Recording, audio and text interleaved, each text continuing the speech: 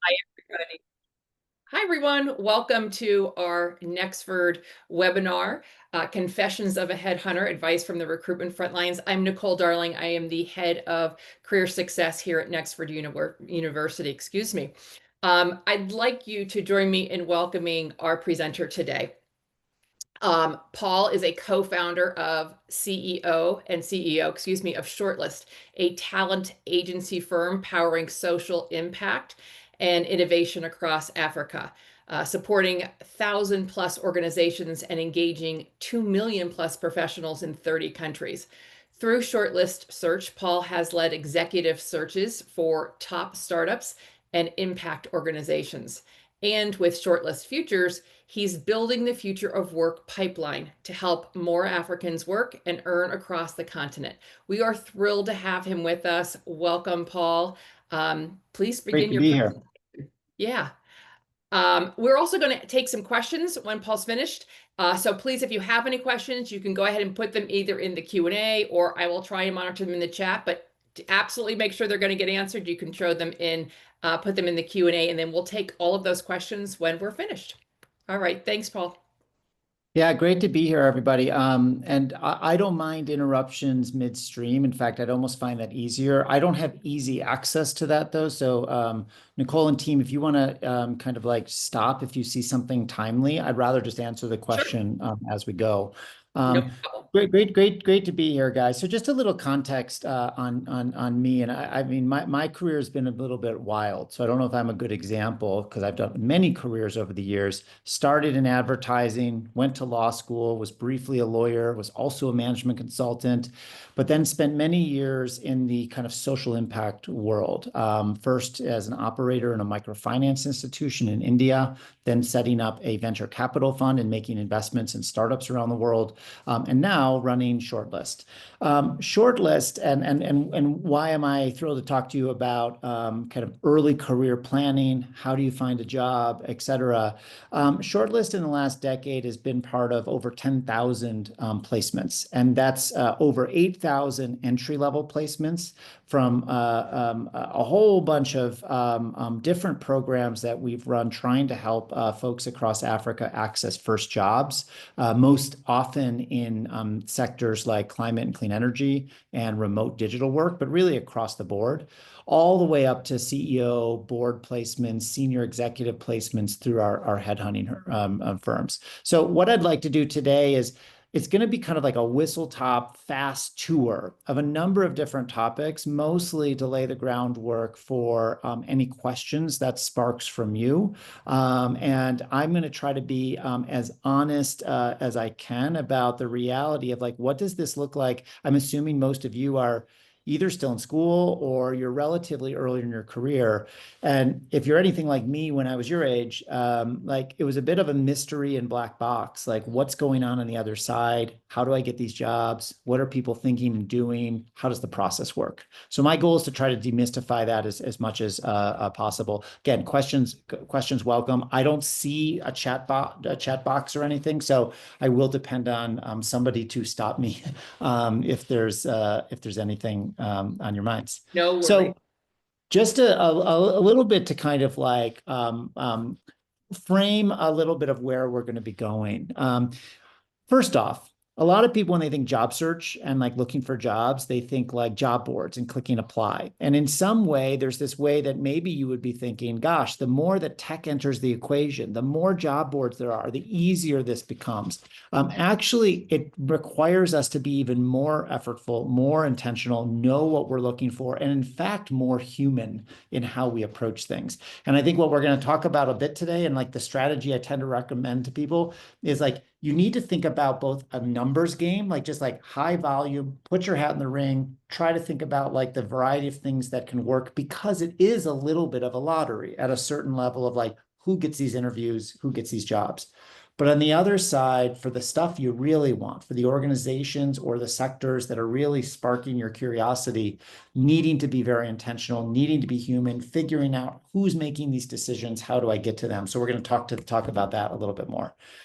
You would think employers are hiring, right? Like where you're sitting, you're like, oh, these companies are posting this job. Really, like what they want to do is they want to hire me. I'm almost doing them a favor by like sending my resume and expressing my interest in these opportunities. You have to remember that from an employer point of view and from a recruiter point of view, you're eliminating, particularly in the early days. What do I mean by that? What I mean is most of these folks for an entry level job that are like doing the review of the CV, this is even when humans are doing the review, because more and more it's algorithms and AI doing the review. But when they are at that first pass, it's really just about eliminating. You have 300 CVs in front of you. You are trying to get that down to 15 or 20 as fast as possible. And so if you think about it, as sad as that is, and we're going to talk a little bit more about CVs and whatnot, people are spending less than 10 seconds looking at your CV. Many of them are 3 or 4 seconds. They're forming a snapshot picture of could this person be a fit? Yes, no, and kind of moving on. And so if you think about it, like employers are doing way more eliminating than hiring. Like they might be saying no to 200 people for every one person that gets a job. I don't say that to demoralize you. I say that to kind of remind ourselves that we shouldn't be taking it personally when it doesn't work out.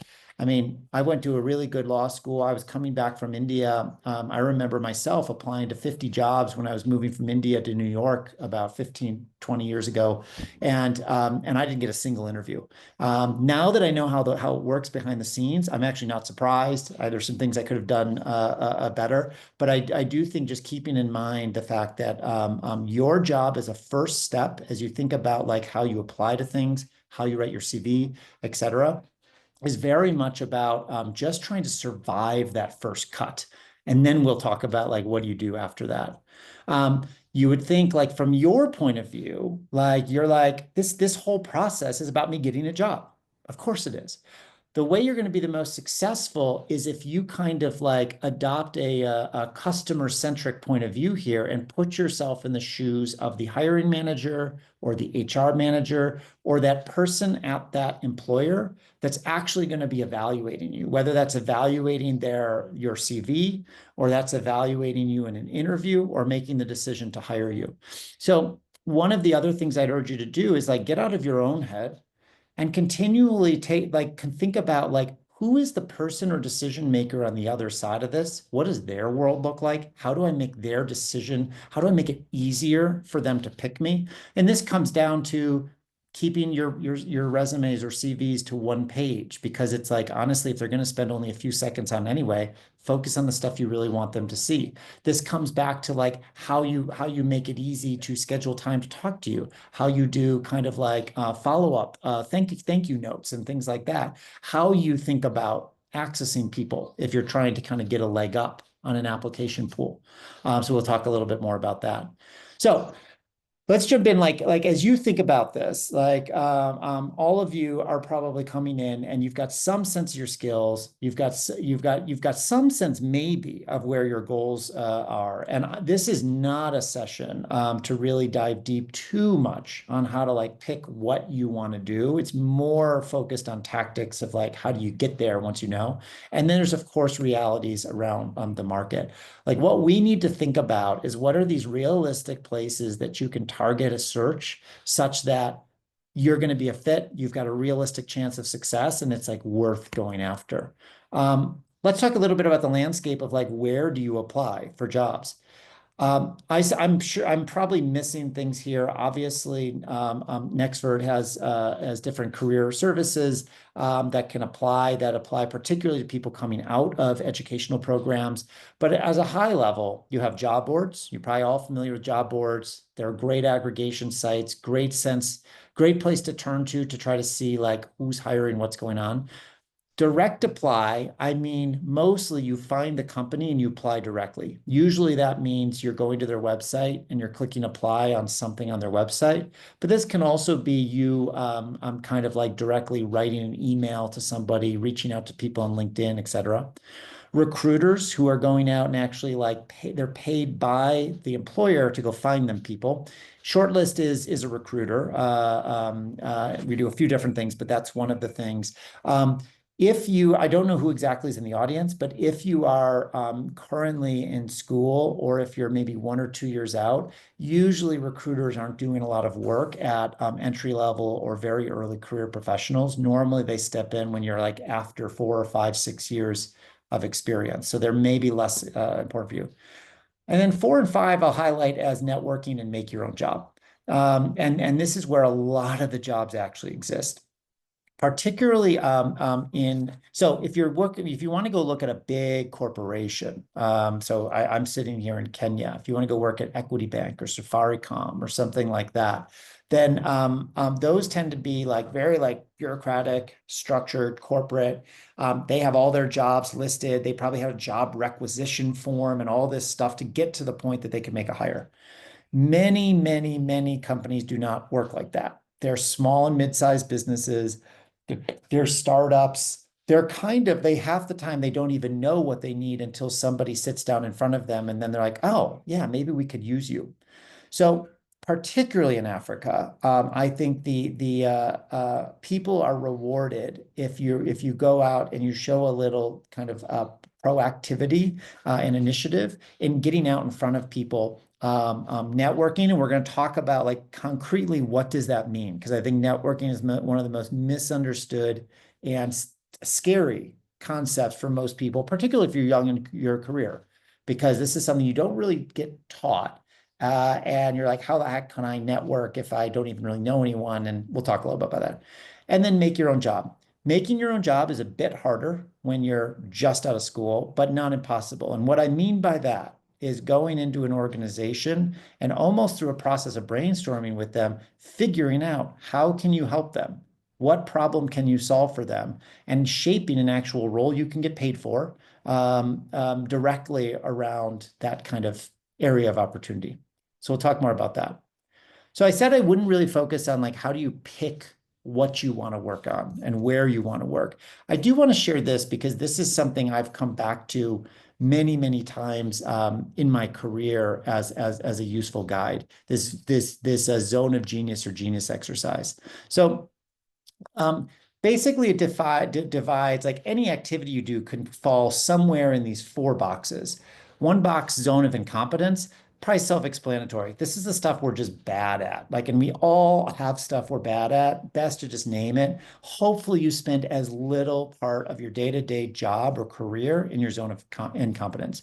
Zone of competence, a little bit more complicated. You can do this, you're probably okay at it, but you really don't want to. And there's probably always going to be someone who's better at this than you. Zone of excellence is something you do really well, you do like it, but oftentimes it's not the thing that makes you come alive. You don't love it.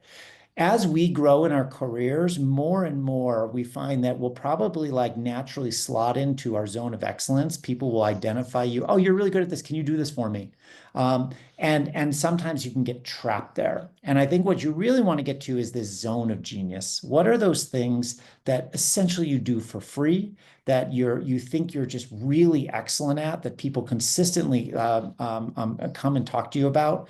And I think as you think about how do you figure out where might that be and how can you use an exercise like this to give yourself some direction, it's answering questions like, if like, what are the things you would do for free? What are the types of things you would do as a kid, like before school or career ever entered your awareness, that like were things you were excited about? What would, if you won the lottery tomorrow, like what would you still do with your time? So I do think it's useful as you're setting out in your career to have some sense of your North Star or some sense of the directions or the kind of some of the ways am I doing the kinds of things that are getting me closer to my zone of genius or taking me far away? The one other thing I do want to mention, though, on this front is like the role of passion, because I also think passion can trip people up. A lot of people will say, give advice, something like just do what you're passionate about. Just figure out what you're passionate about and go after it. I do want to warn, if you know what you're passionate about, great, more power to you. Go chase those things. A lot of people, like myself, when I was kind of in my early 20s, I get stressed out by that because I'm like, I don't know what I'm passionate about. Like, I'm new to the world. I don't even know what the options are. I think what's important to remember is that passion is cultivated and developed. it's not just discovered. It's just not sitting there all the time. And that you very much can like kind of grow in your excitement, your passion for something, the deeper you get into it. So I think more important than knowing day one, I want to do this, I love this, let's just go after it. That's only going to work for a few people. I think what's more important is just kind of to follow a sense of like, what are you drawn to, and continuing to unravel that or peel back the layers of that onion and getting deeper and deeper into areas. And oftentimes, as you get to deeper levels of things, as you master different things, passion can grow. So I think that's all I wanted to share about kind of finding that job. So let's talk about some of the kind of like, let's get a little bit tactical. Let me just quick, I don't have access. Any questions so far, or anything, any comments I should be aware of? We're good. Keep going. Great. Okay, Great great. info. So let's talk a little bit about LinkedIn. So I don't know what most of you are aware of or work on today, but obviously, two of the things that you will most need as you start a process of looking for a job is a CV and a LinkedIn profile. LinkedIn profile for many, many companies has become more important than the CV these days. And in fact, like most of our recruiting work is done off a LinkedIn profile these days, more so than a CV, in part because a LinkedIn profile is very easy to digitize and very easy for companies and recruiters to add to their database. So a CV also, you can do that. And there's all these things that like parse CVs and read them and input data fields and all this. But generally speaking, LinkedIn's been very important. So if you don't have a LinkedIn profile, I would go set one up ASAP. The goal of LinkedIn and your CV is not to get the job. The goal is to get someone interested enough in who you are and what you might bring to the table that they're excited to talk to you. So just keep that in mind, particularly as like some of you will go through processes, whether it's on LinkedIn or writing a CV, of like wanting to share so much, but I've got this thing that I want to share. Keep passing through the filter of is this really critical for the first pass, first impression of how I'm presenting to people to get them excited to talk to me? If that works, then you'll have later chance to get into more detail, share more stories, et cetera. So let's look at a LinkedIn profile and give some things to think about. So first off, let's talk about the background. There is a standard LinkedIn background, but no question, it spices it up a little bit if you add something custom. This can be something professional, but it also could just be like your favorite hike that you go on, your favorite street, colors or a design you like, and I like an artist painting, a skyline or something. So I think you don't have to do this, but certainly like adding something in to humanize it to make your profile a little more interesting, make it a little more likely that someone will linger on it for a few more seconds is good. We definitely want to see photos. Photo LinkedIn profiles with photos get 14 times the views. Keep it professional, headshot only, happy and confident. There's a bunch of different tips here, but generally speaking, don't get too risky, but do have something, unless there's some particular reason you're worried about privacy or something like that. For example, my wife works at Google, and for some reason I can't understand, is deeply concerned about her privacy, and so won't use it. But my wife is also not actively looking for a job, so different trade-offs.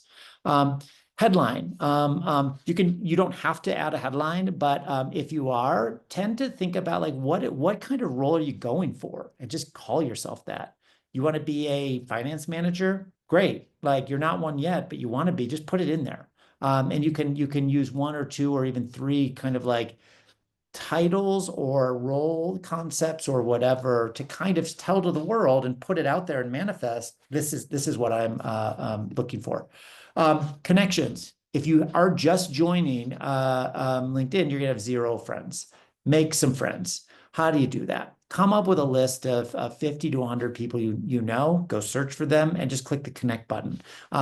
You probably want to mostly start by clicking and connecting with people you actually know, and then growing from there. Generally speaking, the way LinkedIn algorithms work, the more connections you have, the more visible you'll be to recruiters, the more visible you'll be to employers.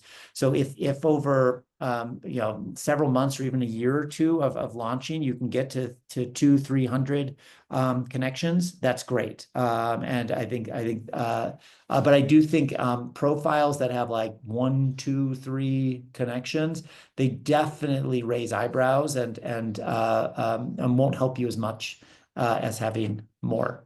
The about.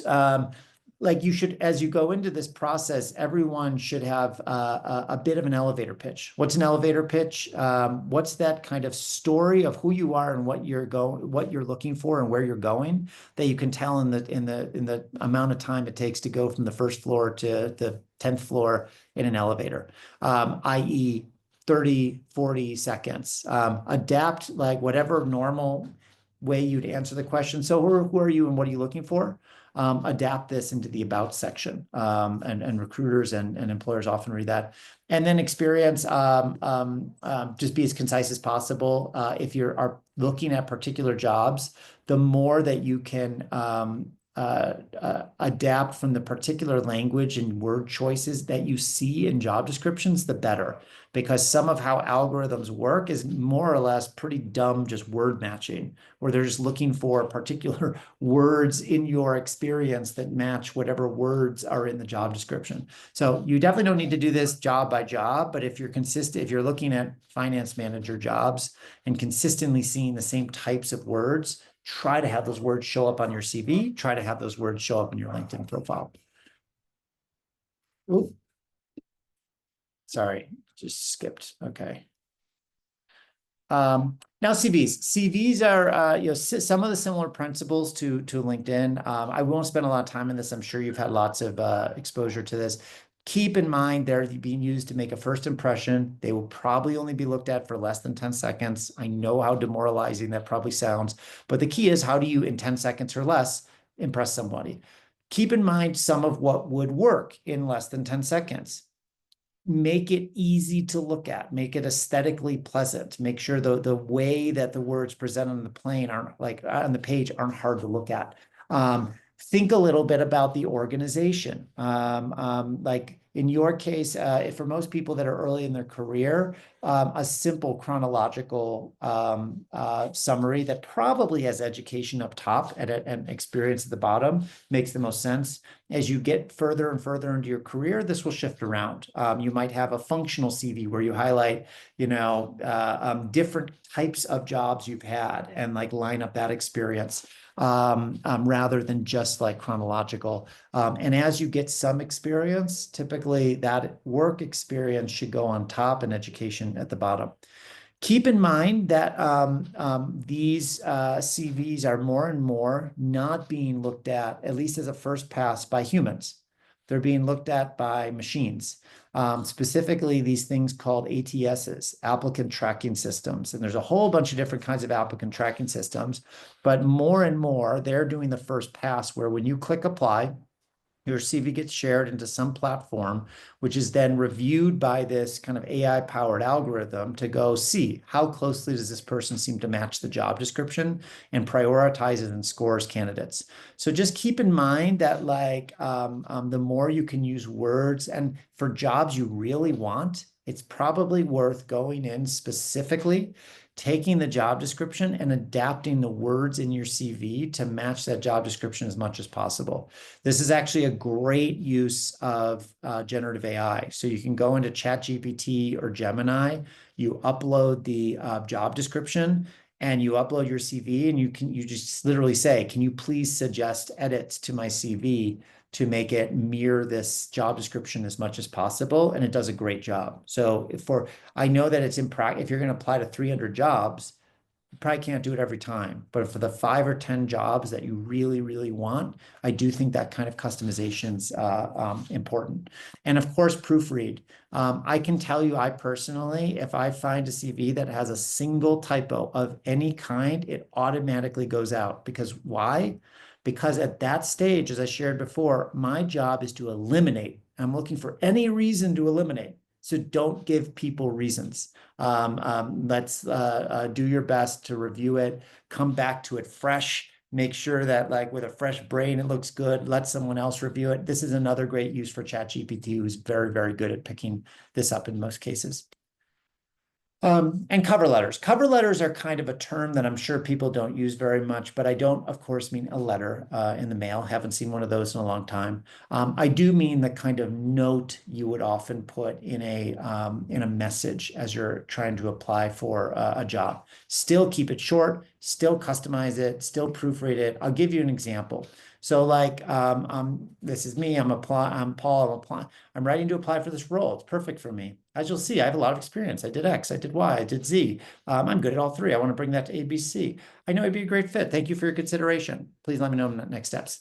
Basically sounds like ChatGPT wrote that. It's not horrible. You probably won't lose a job because of it, but you're not selling yourself. You're not making a job. So let's look at a slightly better one. Think about the hook. What is the thing that gets the person to read a little bit more?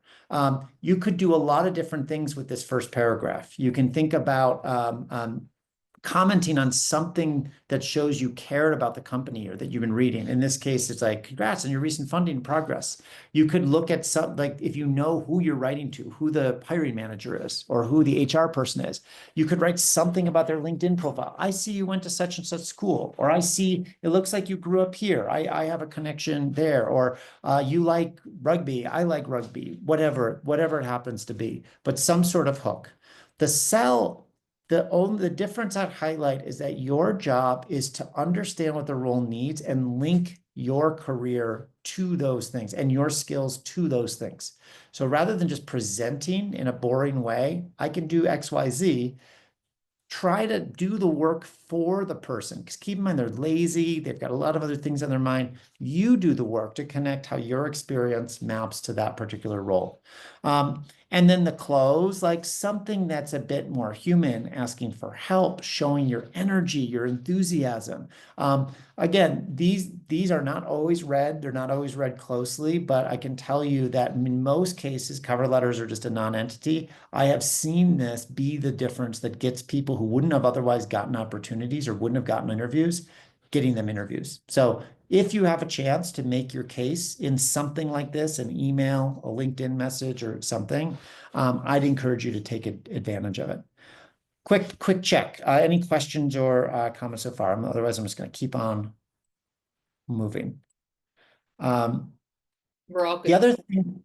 other thing I would do, and maybe this is obvious nowadays, maybe not, but I can't tell you how many people put together great application packages, and this would not happen in a first pass, but they maybe make it past the first round, and they've got a good CV and they've got a good LinkedIn, but you type their name into Google, and the first thing that comes up is something you just really wish your future employer would never see. Maybe it's like a whole bunch of Facebook or X or whatever or Insta posts or something that like don't paint you the most flattering light. I mention this not to scare you, but just to be aware that this is becoming more and more ubiquitous, and it's becoming more and more common practice and late stages of processes for people to do kind of like digital audits, to do quick checks of like what shows up about this person. And that's both to kind of like get a sense of like what kind of person are you when you think no one's looking, but also just to manage like potential risks or exposures from the company. So don't sweat this, but like it is probably, if you haven't Googled yourself in the last 6 months, it's probably good to know what's there, what issues might be there. There are services that can help you with this if it's really, really bad, but mostly probably just for self-awareness, and to the extent that like you can proactively manage around this and just not put up bad content in the first place, all the better. A few other things, just like pet peeves and things I've seen over time. So again, I realize there's a lot of content. Take what resonates. But like maintaining your relevant profiles, thinking a little bit about consistency. If you do have multiple social accounts and you do like really care about the role those play in your career and job search, make sure they're consistent. Make sure your LinkedIn like kind of fits with whatever's on Twitter or X, with Insta, et cetera. Um, um, keep your socials private if you possibly can, and think about yourself almost like your own PR manager. A few on the don't side. Pay attention to what your email address actually is. Many people create email addresses when they're young, and they're just kind of jokey things. It's your favorite musical performer, it's your favorite sports team, whatever. Um, um, Now's the time probably to like just go onto Gmail, get a new free account with ideally as close to your name as possible, but at least something that sounds professional. Be careful about oversharing in public situations. Be very careful about like putting out bad energy into the world, particularly if you've already had a job. Let's say you had a bad experience, it just never helps you to go on and like post bad stuff about a former employer, even if you feel like the world should know and you're trying to do a public service. Honestly, current employers will get a little bit freaked out about that. I don't even remember what WWDCD is. Sorry, guys. I'm sure it was brilliant, but we'll come back to that one if I remember. Um, so let's get to how you actually find these jobs. Job boards is probably going to be a starting point for a lot of people if it's not something directly teed up by, let's say, a career services department. So job boards are awesome to kind of see what's out there, but rarely, if ever, would I recommend applying on a job board. That probably sounds funny, right? But generally, the way maybe if anyone ever does this on airlines, this is how I book flight tickets as well. I'll use aggregator sites to figure out what's there, but then I'll kind of book directly through an airline. I'd recommend something similar for like looking for jobs. Find out what's out there, but then go to the company website and upload your application directly. I find that those tend to get prioritized. I actually think in some of the algorithms, they weight those applications differently. And generally, applications via a company at website it's much more likely that they'll be formatted and optimized correctly to like get where it needs to go. With job boards, you never know. And we've had many, many instances where hundreds of people who've applied for a job via a certain job board, there was some like bug that day or something, and you just never even get those. So go directly to the company website. And if you really want the job, take that next step and actually try to figure out who's the HR manager and or who's the hiring manager. Just for folks who aren't familiar, an HR manager is human resources. They're typically the ones whose job it is to like across an entire company or an entire employer figure out like who should go to an interview. They're kind of process managers for the hiring process. A hiring manager, what that typically means is that's probably the person that's actually responsible for the business outcome of getting you hired and will probably be the actual manager. So the hiring managers are almost always way more invested in like getting the right person. They care more. I hate to say it. You would like to get in with both because you're going to need the HR manager probably to get past stage one, but you're going to absolutely need that hiring manager on your side to get the job. So one thing I would do is try your best when there's companies you want to send a message or get in touch with the HR manager and the hiring manager if you can. You can send LinkedIn messages, particularly if you pay for kind of like a premium account, but you also can do that without. One of the hacks that LinkedIn doesn't stop you from doing is if you click connect, you can add a note, and that note will get to the person. Even though technically it doesn't get treated as a message. So anyone you find at a company, you can get a message to. In that situation, like what should you say? Because I mean, I wouldn't be surprised if you're looking, but like that sounds nice. Write to them. What the heck's the message? It's not much different than your cover letter. Like a hook, a sell, a close. Ideally, you're creating some personal connection as the lead, why you love this company, why you feel connected to this person, et cetera, et cetera. The sell, like sell yourself. This is your chance. Like you don't know if the person's going to read it, but you got to assume they will and give yourself the best shot. And then the close. These are actually really appreciated. The other thing I would say is if you apply to a job, even if you can't get to these people, or if you've already gotten to the HR manager or hiring manager, frankly, if you know anyone at the company or can get anyone at the company to like give you their email address, I'll tell you what happens behind the scenes usually. So it's like, let's suppose you're just you're applying to Safaricom, our big mobile network operator here in Kenya. You want to get into this Safaricom. There's this job over here. You know some random person in some other part of the organization. Even if you email this other random person, say, "Hey, so and so, I know we knew each other in school a little bit. I noticed there's this amazing job. I think I'd be a great fit for XYZ. Would you be open to a conversation so I could learn a little bit more about Safaricom or get your advice about how to access this opportunity?" The person's not going to really know anything about it. They're not going to really like care. But in many cases, what they'll do, and they probably won't even have time to have a conversation necessarily. But what you want them to do is you want them to hit forward and send it to an HR manager or send it to the hiring manager and say, "Hey, I don't super know this person, but I remember kind of liking them and thought you should know." Everyone up and down the chain wants to be lazy. So what's the lazy thing that that person will do? They'll kind of like just kind of make a mental note. And generally, those people are ones that will just get added to the interview list because that's easier than now saying no to somebody that has a personal contact within the organization. Sorry if that's all a bit confusing, but the basic point is the more you can get to a specific human somewhere in the employer, the more chances you are to survive that first pass and get to that next step, which is the critical step. And so this is kind of the next step up, finding a warm intro.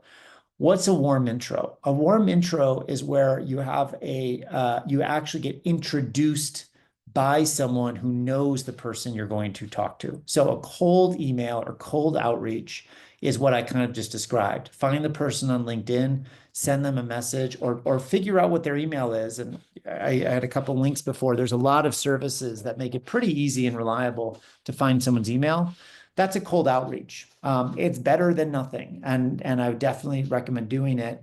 But no question, if you really care, try to find this warm intro. Generally speaking, I'm looking for links to first or secondary links online. So if you're on LinkedIn and you have 150 people that you're connected to, do any of those direct people or their connections know someone at these organizations? And then you can kind of like look for intros. You can also do this in WhatsApp groups or even Facebook. Like in WhatsApp groups, I'm in several that these pop up all the time. Hey, I'm looking for a contact at XYZ company. Can anyone help me? I'll send you an email to follow up if so, or I'll send you a WhatsApp to follow up if so. And the message looks a lot like this. You basically want to write the message that it's kind of like a modified cover letter that's probably a little bit shorter, but that has all the relevant information you'd want someone to see. Because again, the theme I want to leave you with is everyone is lazy. So what's likely to happen here? If Brenda, in this instance, wants to help us out, what Brenda will almost certainly do is just hit forward, send it to Severine, who's the one that I guess Brenda knows.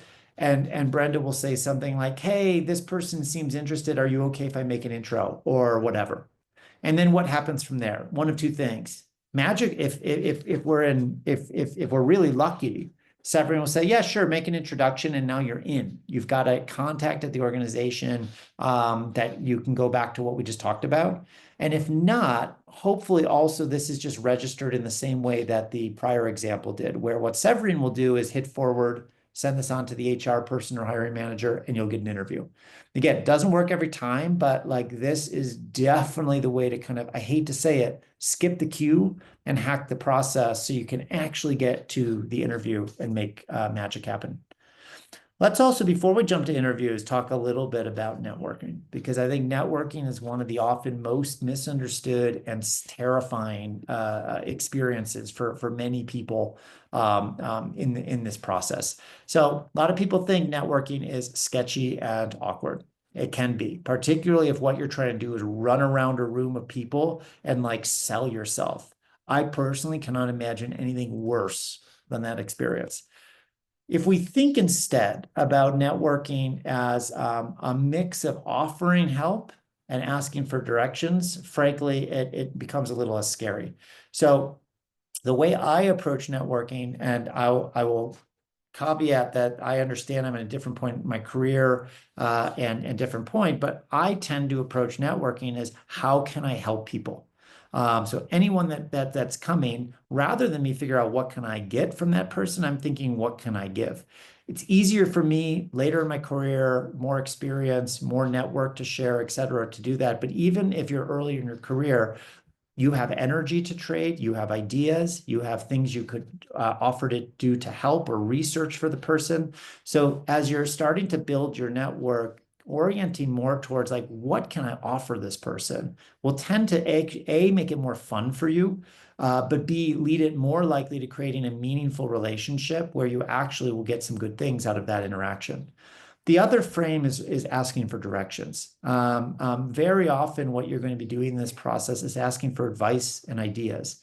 In the same way that if you were to pull over a little bit lost on the side of the road and ask someone, "Hey, how do I find whatever this restaurant, etc." Like that's something that most of us could do. Granted, some of us hate doing that, but most of us can do that much more easily. But somehow, when it comes to career and whatnot, it becomes terrifying. If we think of it more like, hey, we're in a car and we're trying to find our way and we're looking for advice, I find that a bit easier as a frame to think about. So if you are in full-blown job search mode and you are actively looking for a job, networking and informational interviewing can take 10 hours a week. It's shifting from what I said, what you get to like how can you actually help? And so it does sound like a lot of work, but like I also want to frame like if networking sounds scary, which of these sounds better? Yeah, clicking apply 300 times, getting only a few responses back, no feedback, demoralizing, your self-esteem takes a hit, etc. Or going into this thinking, look, my goal over the next 3 months is to have 50 interesting conversations with people that might have something to do with my future career in life. I get that can be scary, but hopefully it can also spark a little bit of a reframe to get you to be like, cool, this can be an interesting process. I'm going to learn something, and I'm excited to do that. Sorry, let me just change. Let me see the chats. We do have one question, Paul, which is the application process different when seeking remote roles? No, in most cases, the application process is the same. What's different is what you're getting evaluated on and how you're being evaluated. So hopefully you can still hear me. There's a helicopter zooming over my head. So what you're getting evaluated on. So keep in mind that for any role that's going to be remote, there's a huge premium being placed on your ability to kind of communicate, particularly via writing and via digital channels. So it's even more important to show that you can thoughtfully write emails, that you can thoughtfully write out complete proofread sentences around things, that you're comfortable with like the basic tech around the application process. So like you knew to send a PDF of your resume rather than like some funky text file or something. You were comfortable interacting with the calendar invite that was shared to your email. You knew how to use the video conferencing tool that was needed for the interview. So the how and the digital aptitude is more important. And then the process itself will look a little bit different in the sense that like most companies, even if they're kind of hybrid or work from home, there's still a component of an in-person interview, whereas for most remote roles, that's not part of it. Like you're just going to be hired the whole way through on a computer screen. But generally speaking, in my experience, they're more similar than different. And everything I've just said, like above, about the importance of, if you can, messaging human beings directly that seem to be involved in this process, finding warm intros into the employer, all that would stay very much the same. If you have a follow-up question, feel free to ask that. So some basics on networking. Thinking about who you actually want to speak to, and this is where LinkedIn will be amazing. It might be a particular career you're curious about. Type in that job title in quotes and see who pops up that might be in your area. It might be a particular company you're trying to look at. You know, if you send a message to 10 people, probably 7, 8, 9 of them will not respond, but like probably someone out of that 10 will. So you can probably find someone who will talk to you. Someone who you think has some useful knowledge that will help you. Getting in touch is the same as kind of what we've discussed above. If you can, warm intros are going to be better. Again, warm intros is, can you find somebody who knows the person or somebody who knows someone who knows the person such that you can be introduced? It's far, far harder to say no when somebody has essentially, that they already know, has asked them almost like a favor. Hey, can you go talk to this person? I love to start with human stories. Who is this person in front of me? How did they get there? What were some of their highlights, lowlights, lessons learned from their career? And I think what you'll find is like getting someone to talk about themselves, particularly as a first question, is usually the most disarming and kind of like helpful way to make inroads. Because most people, not everyone, most people like telling stories of their life and like to share like wisdom. Jumping in with really specific questions as your first go round may not yield as much kind of insight and may close people off a little bit more. So what do I mean by that? Jumping in and just starting to ask very pointed questions like, do you have any jobs at this company? How do I get a job at this company? What advice would you have for me as a 22-year-old who studied XYZ in university? That forces them to do a lot more work. It kind of shifts them under their back feet and puts them in a position where they're probably like more likely to just kind of close off a little bit rather than kind of lean in, develop the relationship, share more, and want to kind of like by the end of a conversation help you out. If you're going to if you're going to make asks, make it very easy for them to fulfill. And by ask, I mean, like very often, like maybe one of the directions that an informational interview goes in is you say something like, oh, hey, like, do you know any people that I should talk to that work at this company? Or can you think of several other people that might like be interesting to speak with? They may say 6, 7, 8 people. It's unreasonable, though, to ask them to go out so far out of their way and make a lot of different intros. So generally speaking, to me, I really, really appreciate when people try to pare down their requests and make it as easy as possible for me to fulfill them.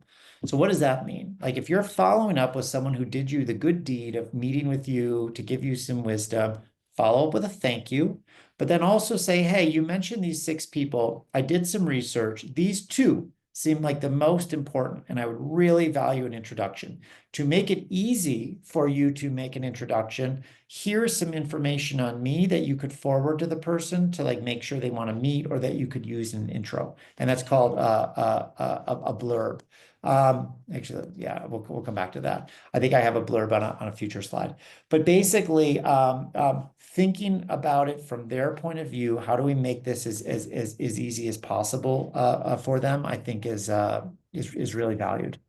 I think I'm going to skip this one because we've already talked about the difference between kind of a warm intro versus just like emailing them blind. Always go with the warm if you can, but of course, if you can't, a cold outreach will sometimes get you there. Same thing about how do you get a warm intro that we've already talked about. And then this is the kind of blurb I mentioned. So you'll hear this like concept blurb sometimes with people, particularly who are really adept at networking. But basically, this is the thing that you want to write so the person who's you're asking for the introduction can like just like cut and paste it into their email. So in this situation, like we're asking, I guess Severine must be here writing to ask someone for an introduction to this fintech startup. So as weird as it is, Severine would write about herself in the third person as like, hey, like as if they were this other person. And this kind of cut and paste thing just makes it a lot easier for people to help, because your job at this point is to reduce friction as much as possible so that these intros actually get made. And then Great. And then once someone has done that, like it's great for you to then follow up, and you can like be really concise and clear about like why you're excited and what the ask is. In this case, it's like your goal is just get on a phone call. This is not the time to write your life story. This is not the time to make a whole pitch, because all you're trying to get is this person who's already going to be disposed to help you out because of the warm intro, getting them to agree to a concrete time they're actually going to speak or meet. Let me see. I saw a few other questions. I see this. Yeah, Can, sorry, Paul. can I just answer this one from Rachel? Is that Yeah, go right? right ahead. Yeah, go Yeah. ahead. So while applying for remote work, especially for companies in the US and Europe, I encounter a notification and completion that the role is only for residents there. Ask if I have a visa to work. Huh. That's interesting. I mean, and these are remote work. I don't have a specific knowledge on this. I can tell you like what this almost sounds to me is a failure of how they set how they set up the job in their applicant tracking system or on the job board, where they if they didn't like tag. I know this happens in our system sometimes. If we don't tag a specific tag that says remote, it's a standard question they'll ask around work authorizations. So I don't know in this instance. I think my advice would be, if you see this happening, particularly if you're seeing this happen multiple times, it goes back to trying to establish a direct contact who you can email and or build a relationship with to get to that interview stage. Because it seems like this is just one more annoying barrier being thrown up in your way. Your job is just, how do I get past that first barrier? And then I'll figure out the rest later. But yeah, I'm sorry you're facing that. That's a very strange situation. Okay, cool. Keep going. And then like if you do have to write a cold email, if you can't figure out how to get a warm intro, this is a really simple one. Particularly if you've like tried to connect with them on LinkedIn and they've connected, you will then have their email. You will then be able to send a message. You could do something like this. Bonus points if you mention someone that they know as well. I don't like when people lie, but this is an area where I feel like almost a little white lie is okay. Even if so and so didn't say they were a great person to speak with and interested in fintech and digital payments, if you mention someone they've known, particularly if you have any kind of connection to that person, that will often get them to perk up a little bit, and it's harder for them just to hit delete on the email. So this is like one example. So glad to connect with you. So-and-so said you are a great person to connect with, given my interest in fintech and digital payments. I'm so impressed with what I know about your work. I'd love to hear more of your story. Might you have 30 minutes to spare when I can buy you coffee or hear more about your experience? This could be in person. This could be virtual, et cetera, et cetera. And once you're in these conversations, so what do you actually talk about? And like, how do you approach this? Definitely establish your humanity up front. If you come in and sound like a robot I mean, you want the person to enjoy their conversation, because if the person on the other side enjoys their conversation, they're going to be way more disposed to like you. You don't have to just make up things to talk about, but the more you can establish some degree of shared humanity up front, Could be a comment on like maybe you found this person through an alumni network. So some sort of comment about school, or did you have this teacher, or whatever that could be. It could be something around like a connection to the person that made an intro. How'd you get to know them? Or they mentioned that you guys did XYZ or whatever. Could be something you saw on their LinkedIn profile. It seems that you're interested in this. Oh, I did you see seems like you like Simon Sinek. Did you see that talk he did? I really like that one, or whatever. Something that establishes a bit of connection. Um, be really clear and take charge. This is your conversation to have. So it's on you to figure out like what are we talking about, and like what are we trying to do?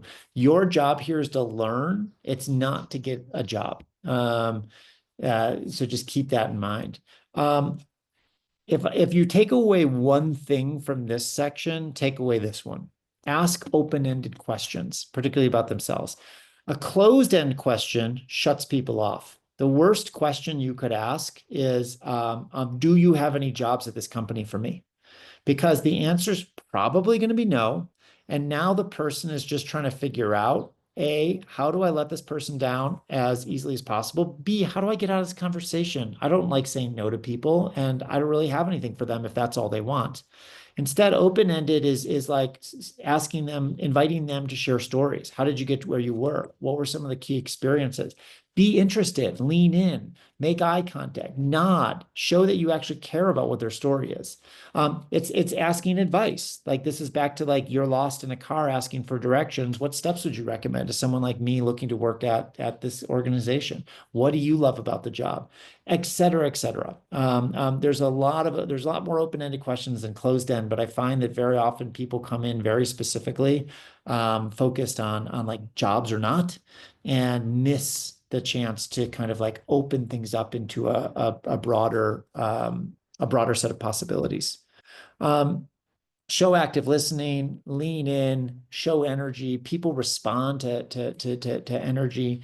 And then be clear, like what if you have an ask at the end, and you probably should, because what's the downside? Be clear, be concise, make it easy for them. Like some examples, like, oh, you mentioned you have a friend at such and such company. Like, would you possibly be open to making an intro to them? That's reasonable. You know, one of the things, and then, okay, sorry, a couple things here. There's a saying in venture capital that also applies a bit to jobs, that if you like ask a venture capital, an investor person, for money, they'll give you advice. And if you ask them for advice, they'll give you money. I feel like very often informational interviews, when they go really, really well, they operate like this. If you went to this person and said, hey, do you have a job for me? Their answer is almost certainly going to be no. Maybe if you're lucky, you get advice.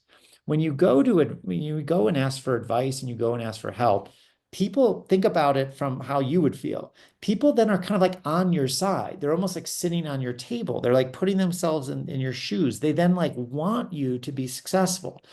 When that happens, sometimes a magical thing could happen, where like you want someone to say something like, you seem really interested in what we do. Have you ever thought of working directly for us? That's your dream statement. I wish it happened more frequently, but it doesn't. But be on the lookout. Is there any signal I'm getting from this person that actually, yeah, there might be an actual job like waiting for me here? This can often be where the make your own job thing happens. What I mean by that is very often executives, and you will learn this as you get into your careers, very often executives don't even know what they need or what they want until it's sitting in front of them. So think about the number of steps that have to happen before a job description shows up on LinkedIn or shows up on a job board. A lot of steps. Somebody has to identify they need this person in organization. Someone has to write a job description. Someone needs to often do a bureaucratic job requisition with the job description to HR to get approval. That also has to get approval from finance. That thing then needs to get like uploaded onto a job board and uploaded onto a career page and blah, blah, blah. That's a lot of work. And so there's very often needs that exist within organizations that haven't been documented that way and haven't gotten out into the world. May you be so lucky that someday you're sitting in front of somebody that can hire, that has the authority to make hiring decisions, that like can either knows they have a need that they haven't written a job description yet for, or in the conversation with you because they like you, they see your intelligence, they see your energy, they're actually like, you know what? if I had this person working for me, I bet they'd be awesome at XYZ. I could use them on this. If you sense the conversation going that direction and you feel like there's a great vibe and you're interested in the organization, lean into that. And often I think the way to do that in a professional way is a statement like, well, yeah, how would someone like me explore becoming part of this organization? Something as simple as that opens the door to a different kind of conversation. You can't lead with that. But if that emerges out of a natural human connection, that's awesome. And that's oftentimes how some of the best fit jobs come. Hard to plan for, but if you do enough of these conversations and you're lucky, hopefully that will come. The other thing I just think about is while you're asking for all this help and asking them to do work, just think about, is there any way you can help? You're earlier in career, maybe you don't have a lot to offer, but everybody's got something to offer. Someone you know who's working on a topic that this person mentioned, something you could help with, something you could help follow up and research and send them a note later. No question. Like when I do a lot of informational interviews, when I come out and so if someone doesn't write to me at all, I don't really mind, but like that person becomes forgotten very fast. If someone writes me a thank you note, that's great. I'm happy. I'm happy with that. No question, the people I really remember are the ones that remember something from the conversation we had and follow up on something topical. Like, let's say that somewhere in the middle of the conversation, we had talked about some YouTube video that had some great advice or something. If that person remembers that and says, hey, I found that YouTube video that we were talking about, thought you might like to check it out, that then elevates them in my mind as someone who showed actual care and attention and proactivity, and that's even better than a thank you note. So pay attention to that and see how you can continue to kind of add value, so to speak, even beyond that. And then, of course, thank you, as we just mentioned. Did I see another? Okay, yeah. Well, Thanks, we do have Rachel. one question in the Q&A, if you don't mind Yeah, answering. I missed it. What is it? It is, can I have your opinion on why the job market is getting tighter and tighter year by year? Yes, you can have my opinion, but take my opinion with a big grain of salt. I do think that obviously job markets around the world are different. So I don't know if you want to share in the chat like where you're looking for jobs. If I have any context, I could share. But no question is changing. One of the dynamics that is evolving really quickly, of course, in the last 2, 3 years has been Gen AI. And I do believe that we are starting to see that Gen AI is taking more and more of the entry level knowledge work jobs that probably many of you, if you guys are Nexford students and have been going to kind of a digital university, like many of you would want the kinds of knowledge work that maybe you could do remotely, sitting in front of your computer. I think more and more we are seeing that companies that even big companies that would hire 100 people into an entry class are now hiring 20 or 10. And so I do think it is both starting to see this early wave of places that Gen AI can do as well as an entry level person, and companies are directly employing some of these technology tools to do that. I also think it's just making more companies nervous to make hires. And that's almost just as bad. It's not that AI has taken the job. It's just made people nervous enough that they're not making the hiring decisions they were. So I think you see that. I also think like there is just a macroeconomic thing going on. I mean, think about the world that we now live in.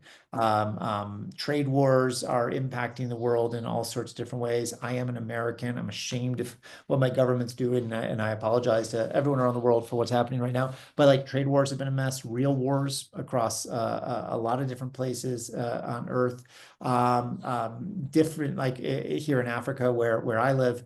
Like the shutdown of US aid was a very big ripple that removed a lot of money and a lot of jobs from the market. So I do think there's a lot of forces.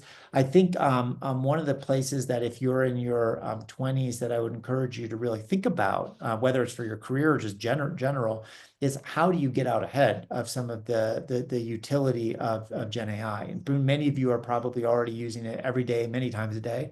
But beyond just kind of like prompting into kind of a ChatGPT or Gemini box, how do you start to think about for whatever areas you want to make a dent in the world, whatever areas you might want to build a career, how can you start to knit together the AI that's out there to rapidly accelerate up into being some of the best in the world at it?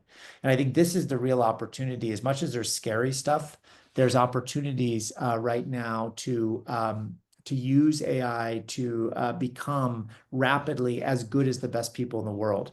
I'll give like one example. BCG is a well-known management consultancy, i.e. the people that like do a lot of data analysis and make a lot of slides to try to guide Fortune 500 companies on how to run their businesses better.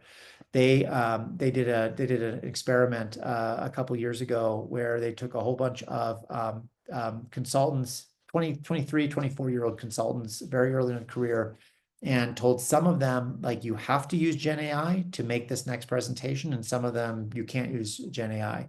What they found is that the best consultants, the people who were already very, very good, it didn't make a difference. Like Gen AI, not using Gen AI. In fact, the people that were already very good that had to use Gen AI, their work product was actually a little worse, right? Because it took them more time and effort to like figure it out.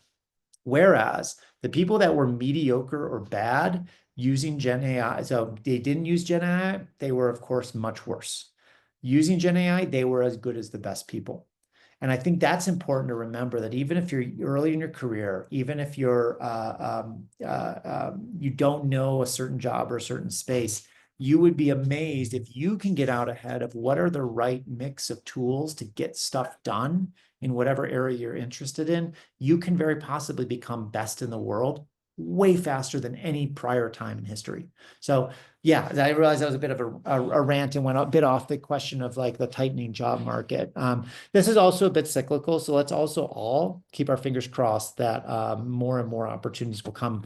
A lot of what we work on at Shortlist Futures is how can we kind of drive and cultivate more of the potential growth industries across Africa to create more jobs. So some of what we focus on is generally like climate investing and green transformation, which is a force reshaping industries around the world, but certainly with the right mix of inputs, Africa could see booming industries in that section.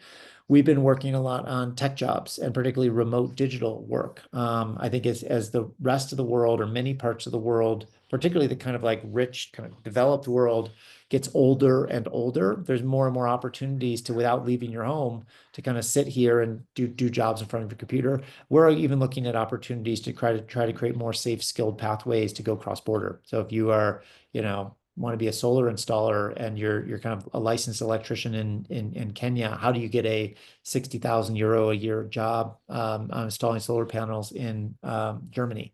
And so I think looking at how might those, not for everyone, and obviously there's complexities with movement and trade-offs, but how do we make those more of those opportunities open up if people want them? Great. So you've now had a couple of minutes to look at this image of the office, but a lot of people, when they think about interviews, they think about this very formal situation. Everyone's dressed up. You're in an office. There's questions that like you've prepped for, and then you give your like canned answer. I would encourage you not to think about interviewing that way. Let's kind of break down some of what is out there in terms of the interview process. So many of you, when you do an interview, the first thing you do is what I'd call just a phone screen. A phone screen is probably 20 to 30 minutes by phone, where someone who's probably not a real big decision maker is going to basically just try to figure out, like, should this person get to the next level? It's a basic alignment between your experience and the job. This is where they're probably going to ask, yeah, tell me about yourself.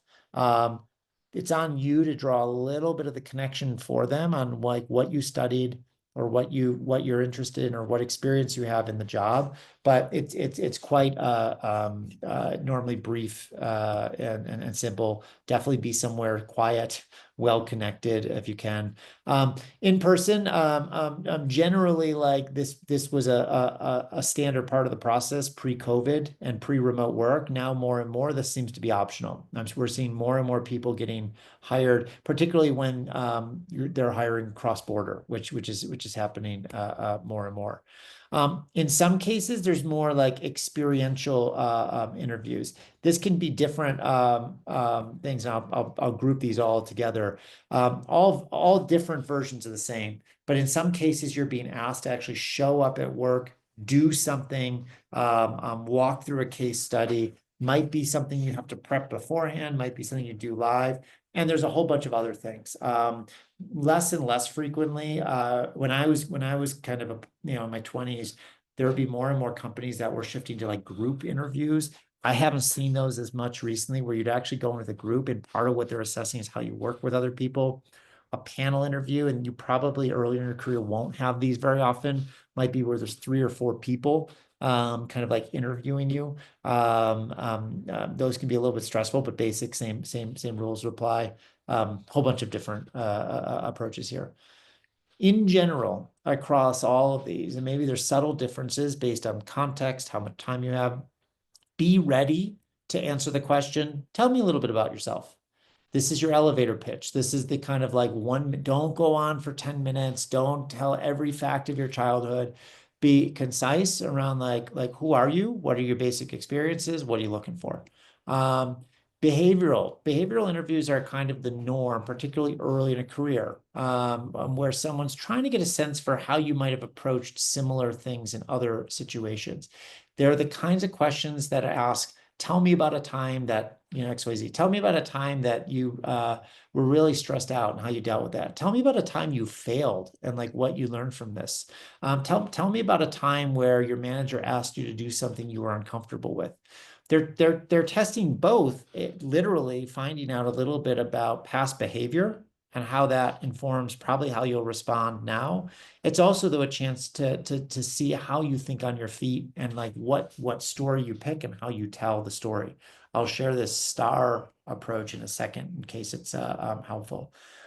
You may also, in some cases, have technical interviews, and this is going to be more for technical positions. Let's say you're doing something that's like a consulting interview. You're applying to a KPMG job, or you're doing a finance role. This is where they're actually trying to test, can you do this work? And they're probably going to give you either a series of more specific functional or technical questions, or they're going to ask you to do a case study. So different approaches here. Some general tips here. Let me see. Did I see a question? One, Rachel asked, I've encountered 1% club selection interview. I'm not familiar with that. If you want to just, Rachel, while I keep going, if you just want to type in what you mean by that, I can try to answer, but I don't know if I'm familiar with it. Some general tips. Definitely prepare. I don't know that so what I have seen repeatedly is a general norm of, for every 1 hour you're going to be in an interview, you should probably prep for 2 hours. I don't know if that's exactly true, but directionally, yes.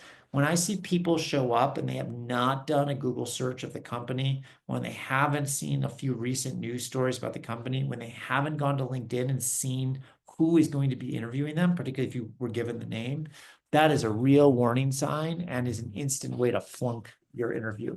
So prep, understand what are their common questions going to be. Self-identify, what are your weaknesses in your CV for this role that you should get out ahead of. Focus, I think that you'll have more fun in the interview if you're also approaching it as a chance to learn. Of course, you're being asked questions. It can be stressful. You have to be ready, but also take it as a chance of like, what do you genuinely want to know about that organization? What can you learn? Let's assume that in most cases, you're probably not going to get the job. For any one job, anywhere from 5 to 10, sometimes 20 people get interviewed and one person gets the job. So in most interviews, you won't get that job. How do you make it still a productive experience, something you can learn from, et cetera? Keep in mind, you want to be authentic, you want to be real, but it is to some extent a performance. Wear the right thing. Now, right thing does not mean automatically getting dressed up in a suit and tie.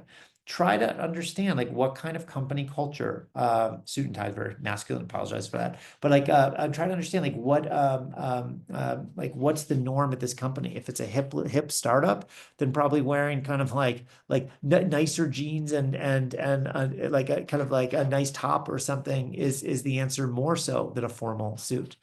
Mind your body language. speak clearly, be mindful of being concise. I would say, in my experience, I find people are more likely to ramble on than talk too little. You probably know yourself. Which are you? Do you tend to be the type of person that's going to like clam up and you're going to have to make a real effort to kind of like push yourself to communicate more? Or are you someone who, yes, I actually ramble on a bit. I need to make sure that I'm willing to stop myself and let the next question come. And keep in mind, you're also interviewing them. Don't get lost in the process. Be sure that like you are also trying to figure out, do I want to work here? Do I actually like this? Etc. So let me see, anything come? No, okay.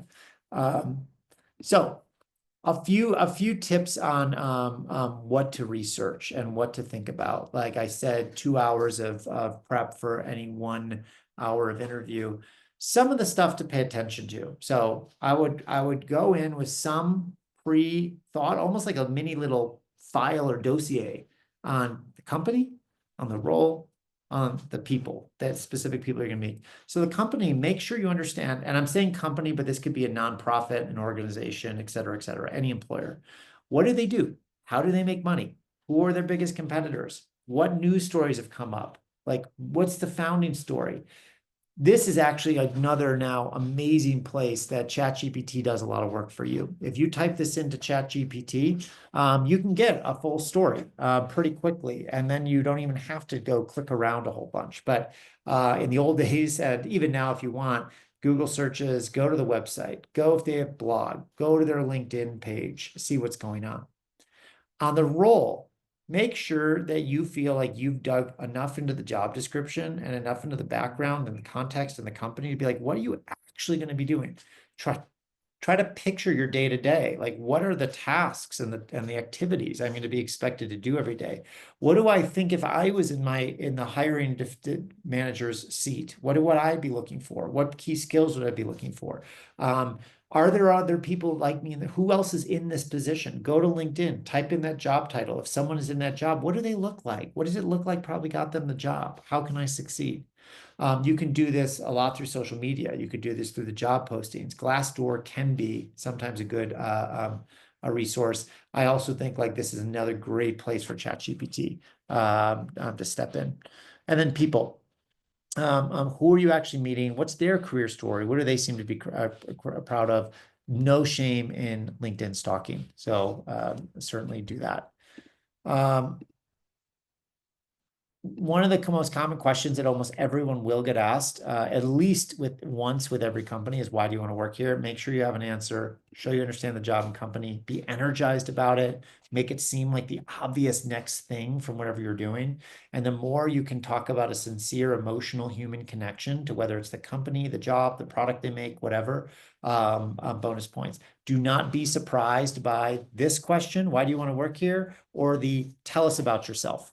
Those are the two most obvious, frequent questions. If you get tripped up by those, it's just a bad start to the experience.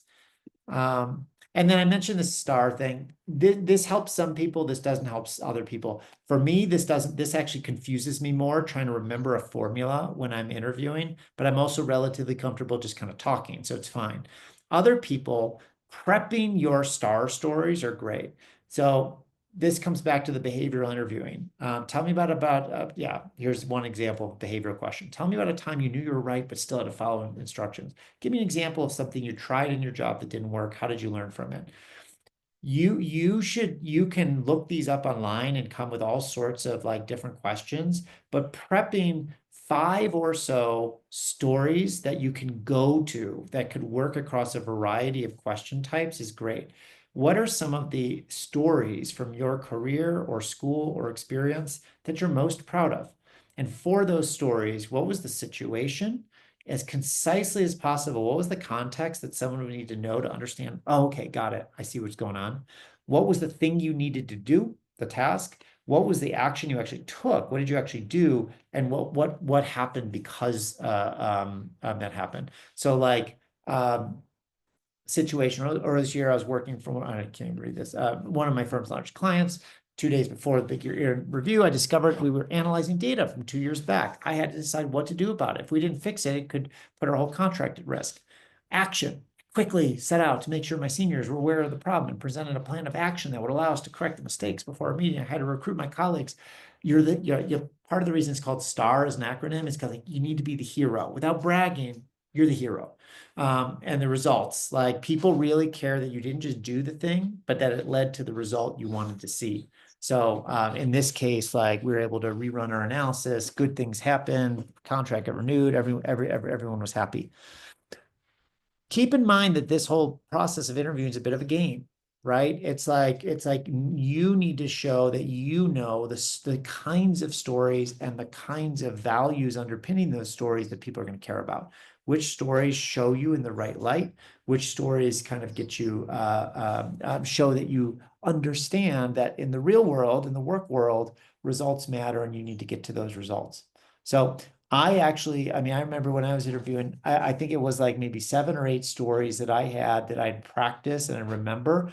And then when someone asked me a behavioral question, I would try as much as possible to adapt it so that I could use one of the ones. And so you'll always go in a little bit more confident. And then your turn. Do you have questions like for the interviewer? Please don't ever go into an interview and say, no, I'm fine. I'm good. No, this is your chance. This is part of the interview to show that you're curious, that you have good judgment, that you understand what's a good question and what's a bad question. So good questions. Love to hear more about your career journey. This is an easy one. You can ask this of anyone. You just like every single person is happy. What excites you most about the company today? I heard about this like trend, generative AI. I was just curious how you thought that might impact the department or role. What does success look like in this role in 90 days? Those are all good questions. Some bad questions. Hey, are you going to be sure? I just want to make sure that like this is the kind of job I can leave at 5 each day because I just really like to like, go play football each day. Asking about compensation on day one. It's reasonable to want to know what you make, but it's not considered like good form if that's like the lead question you lead with. Asking them for the outcome. Hey, yeah, I guess my question is this a good interview or are you going to pass me on to the next stage? I get that you want to know that, not good to ask. Any question that is easily answered via like Google or ChatGPT or LinkedIn or in the job description just makes you sound dumb if you ask it, or no questions at all. And then don't forget a thank you. The more you can relate that thank you and make it human and not cut and paste, but make it like something related to what you were talking about, the better. And the more, like for me, I always try to add something like human, like if they mentioned a vacation they're about to go on or something, mentioning that. I'm not going to belabor this one, but like, should you negotiate? Yes and no. And knowing the difference. If you are applying to a standard entry level job where there's already a lot of people in that job and the salary's fixed, it's useless to try to negotiate. Like, I think it's more of a take it or leave it. That said, it's good to at least like think about, is this an opportunity where I should be asking for more? Keep in mind that the compensation number is not the only thing that matters of this process, that not everything's negotiable, and that like some of the things you can keep in mind is like the more you can be informed, the more data you have, the better. And the more you can put yourself in a strong negotiating position, the better. There's this concept of BATNA. BATNA stands for Best Alternative to Negotiated Agreement. It's kind of nerdy. It comes from some Harvard book on the topic of negotiation. But basically, you need to know your BATNA, and you always want your BATNA to get better.